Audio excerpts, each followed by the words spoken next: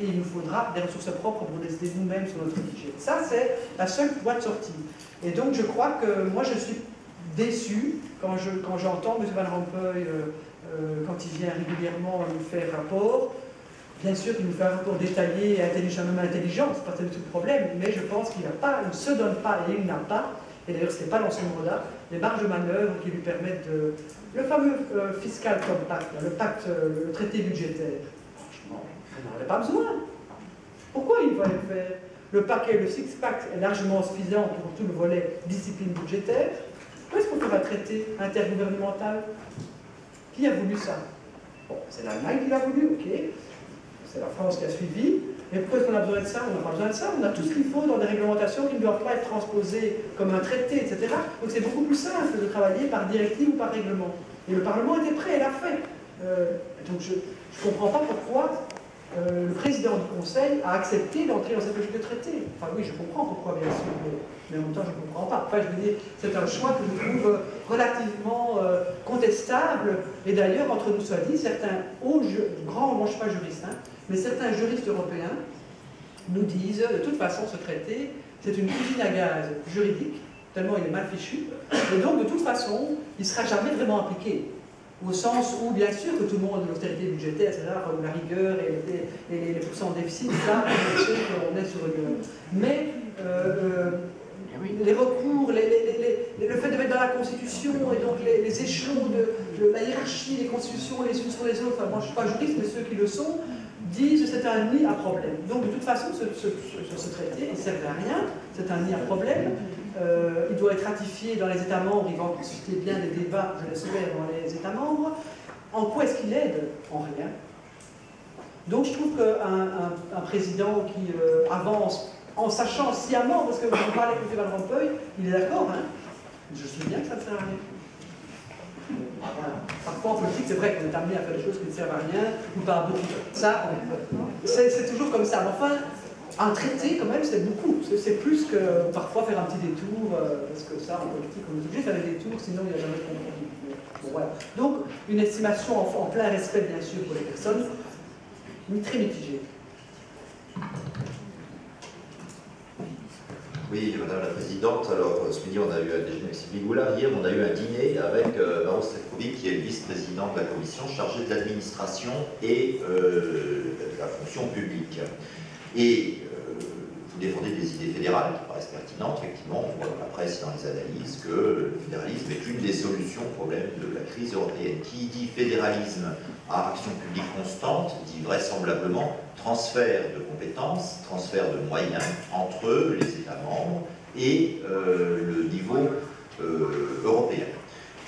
Ça peut s'appliquer au niveau de la fonction publique européenne. Or, qu'est-ce que nous propose le vice-président de la Commission, qui par ailleurs nous explique que la Commission et les institutions générales sont extrêmement productives pour les citoyens, nous explique qu'il va réduire de 5% en 5 ans les effectifs des institutions. Est-ce que c'est une mesure qui vous paraît aller dans le bon sens, ou est-ce que c'est une mesure qui vous paraît en contravention avec cette idée fédérale que vous défendez? Alors, c'est vrai qu'on a évidemment, à l'échelle européenne, comme à toutes les autres échelles, besoin d'une administration performante, etc. Sur le fait de savoir si aujourd'hui, d'abord le grand saut fédéral, on ne l'a pas encore fait, hein, donc hélas, il faudrait pour ça que, j'espère qu'on y arrivera, une vraie convention, une vraie discussion sur quelle matière on transfère et jusqu'où est-ce que ce transfert de matière s'accompagne de la nécessité d'une augmentation des effectifs de l'administration pour appliquer ou mettre en œuvre les décisions des instances, cette fois-ci européennes et plus nationales. Prenons un exemple. Supposons, je rêve un peu, qu'on décide d'aller beaucoup plus loin dans la défense européenne. Je prends ce sujet-là parce que je ne le connais pas bien. Et donc qu'on dise, ok, plutôt que d'avoir 27 armées nationales, on va beaucoup plus loin que ce qui existe aujourd'hui. Je sais qu'il y a des militaires européens qui sont basés ici à Strasbourg, mais donc on va beaucoup plus loin que cet embryon, et on décide, dans un cadre OTAN, etc., mais d'aller beaucoup plus loin dans une intégration de nos armées communes avec un commandement commun, etc. Est-ce que oui ou non, une telle décision implique automatiquement je dirais une augmentation ou un transfert, il y a un transfert militaire en l'occurrence, là c'est des hommes, c'est des fonctionnaires publics en définitive, qui deviendraient des fonctionnaires ou des militaires européens. Donc je ne suis pas sûr que le transfert de compétences, et j'en parle à l'aise parce que je suis belge et qu'on a beaucoup chez nous travaillé au transfert de compétences. Il y a des compétences qui nécessitent un transfert d'administration automatique et au prorata d'eux. Ça dépend du type de compétences. Il y en a d'autres qui peuvent s'exercer sans nécessairement avoir un transfert de personnel, mais éventuellement un transfert de moyens. Donc ça se discute. Donc je ne vais pas vous répondre précisément, c'est une bonne idée ou non de diminuer de 5% les effectifs de la Commission à ce stade par rapport au grand saut fédéral que l'on voudrait faire. Par contre, ce que je sais, c'est qu'il y a une maladie aujourd'hui, partout, à cause de la crise, de dire qu'il faut que tout le monde diminue ses budgets, par principe, y compris d'ailleurs le budget du Parlement. Alors je ne dis pas qu'il n'y a pas d'endroit où on peut faire mieux, c'est une évidence, on doit viser à la puissance et à diminuer les dépenses publiques. Je pense qu'on ne peut pas se permettre, pas de gabegie au moment où tout est difficile. Mais cette espèce d'idée qu'à tout prix, il faut diminuer les effectifs de la Commission, diminuer les effectifs du Parlement, travailler à diminuer le budget européen, à tout prix, par principe, tout ça, ce sont des choses qui, moi, me hérissent. Je peux admettre à la fois qu'on diminue de 5% si on m'explique pourquoi, comment et pourquoi faire. Et en même temps, je peux admettre exactement le contraire si on m'explique pourquoi faire et comment. Mais je ne vois pas pourquoi, par principe, la diminution du cadre est par définition une bonne décision. Parce que comme ça, tout le monde montre qu'on fait un effort. Attendez, si vous croyez que les citoyens européens, entre nous soit dit, sur la fonction publique, voilà bien quelque chose. J'en parle d'autant plus à l'aise qu'à Bruxelles, par exemple.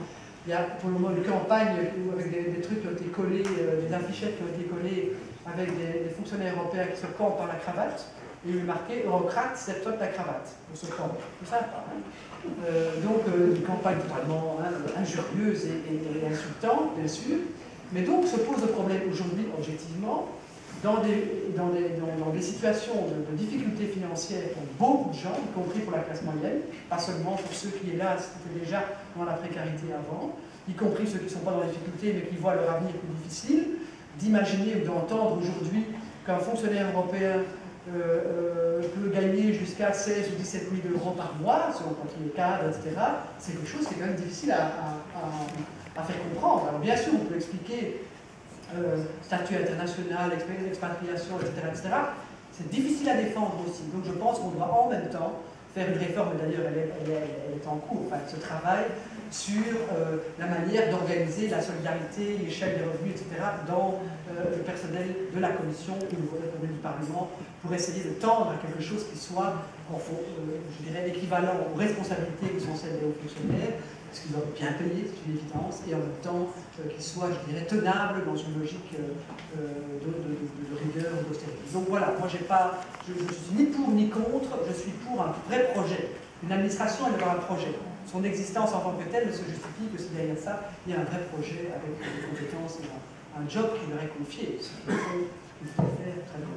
Est-ce que vous permettez d'en profiter pour signaler qu'on trouve le tarif exact de rémunération des fonctionnaires européens au centime près, avec toutes les primes, bonus et autres indemnités, dans l'ouvrage sur la fonction publique européenne, deuxième édition, que nous avons sorti la semaine dernière, et qui est donc édité par l'ENA et le Pôle européen d'administration publique, livre qui peut donner des renseignements très utiles. Y compris sur les plus bas salaires.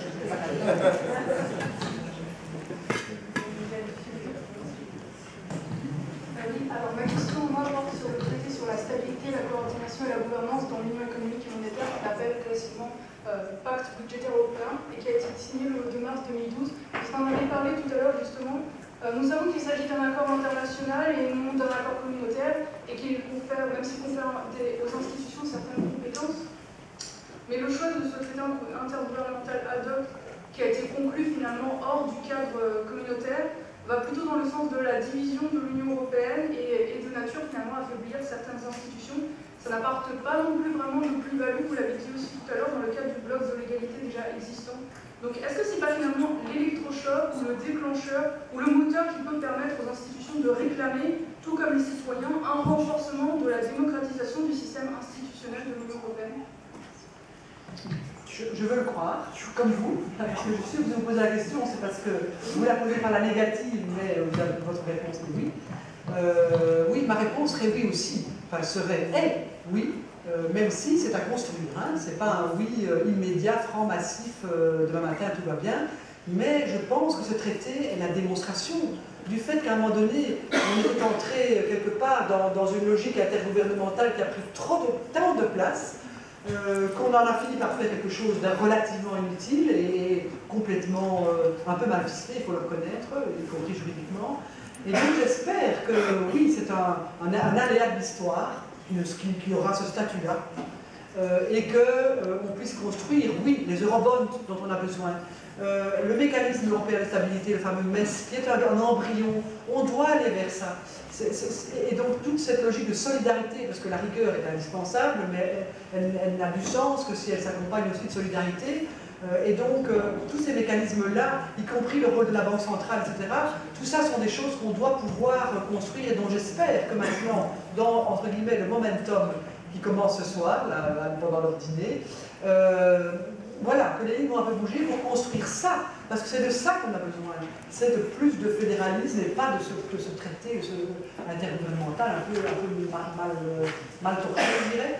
Et donc, oui, j'espère vraiment que c'est l'électrochoc qui fait qu'on se met au travail maintenant sur autre chose de plus sérieux, de plus solide, de plus communautaire, et surtout de plus solidaire à l'échelle de le volet, en tout cas, gouvernance économique.